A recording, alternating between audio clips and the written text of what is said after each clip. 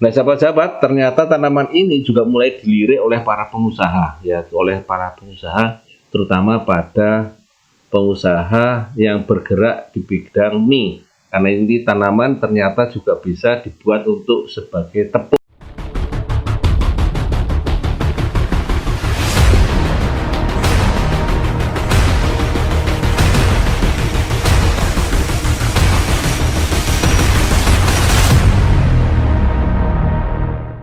Semangat pagi, mitra-mitra sahabat-sahabat agro dimanapun Anda berada. Tema kali ini adalah tentang tanaman sukun. Ya, siapa yang tidak tahu tanaman sukun, di mana tanaman ini banyak buah ini digunakan untuk digoreng, ya, dibuat gorengan, ya, cukup enak, dikupas kemudian digoreng, ini cukup enak, ya. Selain itu, tanaman ini juga bisa difungsikan sebagai tanaman untuk mengikat air pada daerah-daerah tertentu atau daerah-daerah kering, ya, di mana ini tanaman ini cukup membantu untuk mengikat air, ya. Nah, sahabat-sahabat, ternyata tanaman ini juga mulai dilirik oleh para pengusaha, ya, oleh para pengusaha, terutama pada pengusaha yang bergerak di bidang mie. Karena ini tanaman ternyata juga bisa dibuat untuk sebagai tepung, ya, pengganti tepung yang lainnya, karena beberapa tepung yang sekarang ini kebanyakan adalah dari gandum. Nah, ternyata sukun ini ternyata juga bisa menggantikan fungsi tepung daripada gandum, yaitu tepung sukun. Nah, sekarang bagaimana budidayanya? Mari kita ikuti, kita simak tentang budidaya sukun. Sahabat-sahabat agro, mitra-mitra agro, barangkali ada yang belum kenal dengan saya, nama saya adalah Adi Nugroho, di mana keseharian saya mengawal produk agro pada PT Natura Nusantara. Nah, sahabat-sahabat agro, manfaat sukun tentu saja banyak sekali. Begitu daging buahnya bisa dikeringkan dan dijadikan tepung, maka kandungan patinya sampai 75%, 31% adalah gula, 5%-nya protein, dan sekitar 2% adalah lemaknya. Daunnya bisa dijadikan pakan ternak, getahnya bisa untuk menambal perahu atau sebagai bahan dasar pembuat permen karet, ya.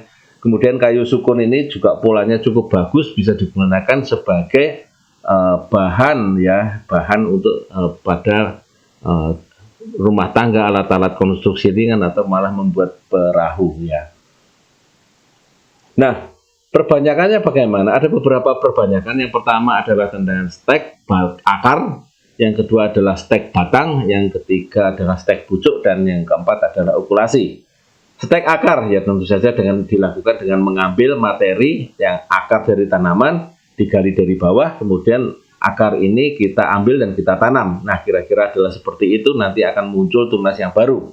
Nah, ini dari awal, sejak awal kita disarankan tanah yang digunakan adalah disiram dengan supernasa, 1 sendok supernasa dalam 10 liter airnya, ya, saudara-saudara, mitra-mitra semua. Kemudian stek batang, ini yang sering dipakai, ya, karena lebih banyak menjanjikan dan benihnya bisa banyak dan seragam. Dan ini diambil dari bahan kurang lebih sekitar 1 meter, kemudian dipotong-potong menjadi 8-10 stek, dan prosesnya adalah seperti ini, ya, kira-kira adalah seperti itu, dipotong-potong, kemudian kita tanam. Tidak beda dengan stek pucuk seperti pada tanaman stek batang, jadi bagian pucuknya diambil, ya, kemudian setidaknya memiliki 6 helai daun, ya, maka ini akan banyak daunnya, semakin baik. Jadi kita ambil batangnya, juga kita ambil pucuknya, ya, kurang lebih sama seperti ini, bagian pucuk dan bagian batangnya. Nah, ini adalah seperti itu, ya. Kalau pada bagian daunnya yang sudah terlanjur besar, maka bisa dikubir, dipotong 50%-nya, ya, teman-teman mitra-mitra, baru kemudian ditaruh di bagian bawah sungkup untuk stek pucuknya. Sementara untuk stek batangnya bisa langsung kepada sungkup yang lebih besar ataupun pada pembibitan, ya. Kemudian teknik yang lainnya adalah dengan menggunakan teknik okulasi, tapi ini sangat jarang terjadi atau jarang dilakukan, karena biasanya teknik ini banyak gagalnya dibandingkan dengan teknik yang lain. Jadi ada kecenderungan menggunakan dengan teknik yang pertama, kedua, atau ketiga, yaitu teknik yang pertama adalah stek akar. Ini juga jarang terjadi karena kadang-kadang kalau pengambilan akarnya terlalu banyak, maka tanaman utamanya akan mengalami kelambatan ataupun mengalami kerusakan. Maka yang sering dipakai adalah stek batang ataupun stek pucuk tanaman sukun, ya. Nah, sahabat-sahabat mitra-mitra agro, tentu saja pada saat pemupukannya umur 0 sampai 1 ini kita masih menggunakan dengan NPK ditambah dengan granulnya 200 gram atau supernasanya 25 gram per tanaman. Sementara penyemprotannya kita lakukan dengan dosis 4:2 ya, yaitu 4 tutup POC Nasa dan 2 tutup hormonik ya. Bisa juga kita ganti dengan Green Star ya, atau bisa juga kita ganti dengan BSA ya. Kita semprotkan setelah berdaun 3 ke atas tentu saja ya. Dan supernasa ini diberikan setahun 3 kali bersama dengan NPK yang juga diberikan setahun 3 kali. Kemudian pemberian umur 1 sampai 2 tahun ini sama dengan dosis yang tambah tentu saja ya. NPK-nya 35 gram sampai 65 gram. Kemudian supernasanya 35 gram, granulnya 250 gram per tanaman atau ya 35 gram supernasa atau 250 gram granul. Kemudian POC Nasanya 5:2. Ini kalau kita mau gunakan campuran, POC Nasa dan hormonnya kita campur terlebih dahulu, baru kemudian kita ambil 5 tutup campuran tangki 15 liter air. Kemudian pada umur 2 sampai 3 tahun maka NPK-nya kita berikan 65 hingga 100 gram. Nah, kita ganti sekarang kita dengan menggunakan Power Nutrisi 40 gram per tanaman. Ya, kemudian di atas 3 tahun powernya bisa kita tambah menjadi 50 hingga 100 gram per tanaman sesuai dengan umur tanaman. Ya, ini bisa kita kocorkan atau bisa kita sisipkan pada tanah ya. Atau bisa dikocorkan ditambur dengan air kemudian baru kita siramkan ya. Kemudian kita tutup dengan tanah.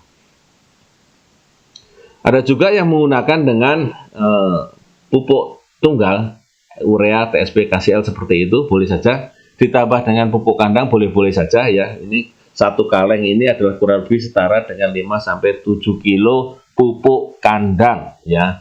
Mohon maaf teman-teman mitra-mitra kalau menggunakan dengan pupuk kandang, utamakan pupuk kandang yang sudah jadi atau yang sudah di atas 5 bulan ke atas atau yang sudah difermentasi, dan ini kita sarankan ditambahkan dengan natural glio untuk mencegah jamur masuk ke pembibitan atau kepada tanaman yang sedang kita budidayakan.